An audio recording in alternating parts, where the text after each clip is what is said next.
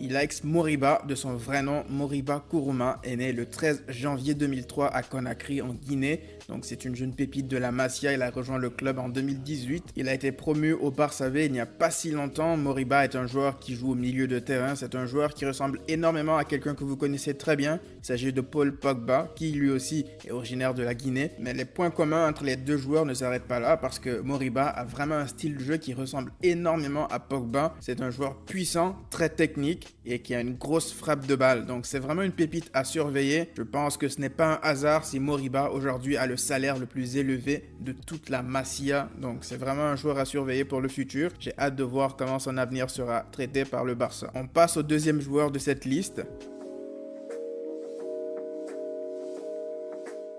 Riqui Puig, de son vrai nom Ricard Puig Martí, né en août 1999, déjà 20 ans, pas besoin de vous présenter Riqui Puig plus que ça, vous le connaissez tous. Riqui Puig est le plus grand espoir, je pense, de la Masia, un potentiel monstre, une technique au-dessus de la moyenne, une intelligence de jeu vraiment bluffante à son âge. C'est vraiment ahurissant qu'à bientôt 21 ans, Riqui Puig ne fait pas partie intégrante de l'équipe A, tellement ça paraît être une évidence. Alors oui, il y a des personnes qui disent que Riqui Puig est encore trop frêle, mais je vous rappelle en deuxième division, il se mange des tacles de boucher à chaque week-end. Donc ça dure depuis longtemps maintenant. Je pense que Riqui Puig a largement le niveau pour jouer en équipe A, pas en tant que titulaire, mais juste en tant que joueur de complément, un joueur de rotation. Il a vraiment les capacités de le faire. De plus, aujourd'hui, j'ai l'impression que les supporters sont moins indulgents par rapport aux jeunes, parce qu'un jeune aujourd'hui, lorsqu'il est prometteur comme Riqui Puig, on s'attend à ce qu'il fasse des miracles dès ses premiers matchs avec l'équipe A. Je trouve que ce n'est pas normal de mettre autant de pression sur ces gamins, surtout qu'il y a des joueurs en équipe A qui n'ont pas du tout leur place et qui jouent régulièrement.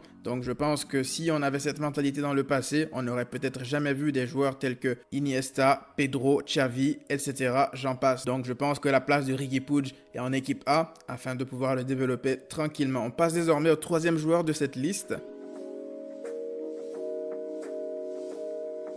Alex Collado, de son vrai nom Alex Collado Gutiérrez, né en avril 1999, lui aussi 20 ans, un jeune joueur qui évolue au Barça B. Alors Collado est un joueur très polyvalent, il évolue aussi bien au milieu de terrain que sur l'aile, donc c'est quelqu'un qui a vraiment des qualités de percussion, des qualités de dribble, c'est un joueur qui adore provoquer balle au pied, une patte gauche très intéressante. Il me rappelle énormément le style de joueur qui était David Silva à une époque, et même Juan Mata de l'époque du FC Valence. D'ailleurs, Collado a déclaré lui-même que son idole c'était David Silva. Je pense qu'il essaye vraiment de l'imiter dans plein de choses, dans la façon de jouer. Ça se ressent sur le terrain. C'est un joueur à fort potentiel. Je pense que si on lui donne sa chance, lui aussi, il y a moyen de voir un très bon joueur de foot en devenir. On passe désormais au quatrième joueur de cette liste.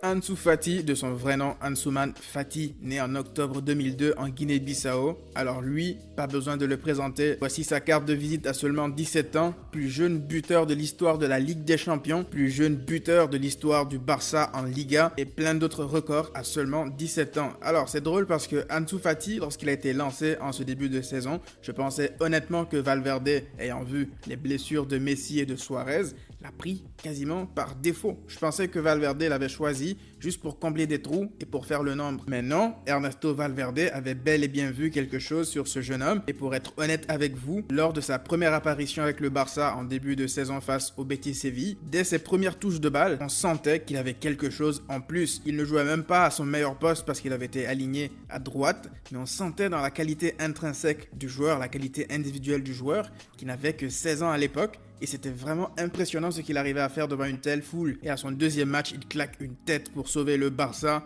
Et il enchaîne après des bonnes performances avec des buts, des passes décisives, etc. Donc Ansu Fati, aujourd'hui, il a 17 ans. Il a encore pas mal de carences. Il a vraiment beaucoup de choses à améliorer dans son jeu. Mais on a tendance à oublier que ce gosse n'a que 17 ans. Donc ça veut dire qu'aujourd'hui, on compte sur un joueur pareil pour remplacer Dembélé qui est blessé. On ne se rend même pas compte le gouffre d'âge qu'il y a entre Ansu Fati et le reste de l'effectif. Il joue avec des joueurs qu'il a vus comme nous à la télé et malgré ça, il arrive à battre des records. Donc Ansu Fati, moi j'ai hâte de voir qu'est-ce que ça va donner pour les saisons suivantes. Je pense que s'il est bien encadré, il y a vraiment moyen de faire de lui un très bon joueur, un joueur d'avenir pour le Barça. Comme vous pouvez le voir, la Masia n'est pas morte. On passe désormais au cinquième joueur de cette liste. Alors lui, il n'a pas été formé au Barça. Jean-Claire Todibo, lui aussi né en décembre 1999, que 20 ans, mais déjà doté d'une sérénité et d'un calme à son âge. C'est vraiment impressionnant. Il a une qualité physique incroyable, une qualité technique aussi au-dessus de la moyenne, mais ça s'explique par le fait qu'il a été formé comme milieu de terrain. Ça se voit que Todibo a vraiment une qualité technique, il est capable de sortir de situations vraiment difficiles avec ses dribbles courts et ses montées balles au pied. Je me rappelle encore de son match face à l'Inter lorsque le Barça se déplaçait au Giuseppe Meazza. Il avait sorti une masterclass durant ce match. Il avait éteint à lui tout seul Lautaro Martinez, mais nos dirigeants ont décidé de le laisser partir sans aucune explication possible à Schalke. Étant donné que le talent, lui, reste intact, Todibo a été élu joueur du mois du côté de Schalke par les fans, donc plutôt que de balancer de l'argent encore par les fenêtres pour essayer d'acheter un défenseur pour remplacer Piqué, voici son remplaçant naturel au Barça. Il y a d'autres joueurs que j'aurais pu mettre dans cette liste, mention spéciale donc à des joueurs tels que Carles Alenia, qui lui aussi a été cédé de façon inexplicable au Betis Séville, alors qu'on a besoin de joueurs dans notre effectif aujourd'hui. Je pense aussi à notre jeune joueur tel que Pedri, qui est en ce moment à Las Palmas, qui fait une saison exceptionnelle. Pedri, je le rappelle, qui est un joueur du Barça qui était prêté à Las Palmas. Un autre joueur aussi en qui je nourris beaucoup d'espoir, il s'agit de Francisco Trincao. Trincao qui évolue du côté de Braga, lui aussi qui a été acheté au Barça, qui est prêté en ce moment à Braga, qui fait une saison vraiment époustouflante. Donc l'argument selon lequel le Barça n'a pas de bons jeunes joueurs ou que la Masia ne produit plus de talent, il est complètement faux. Donc aujourd'hui, le Barça présente quand même un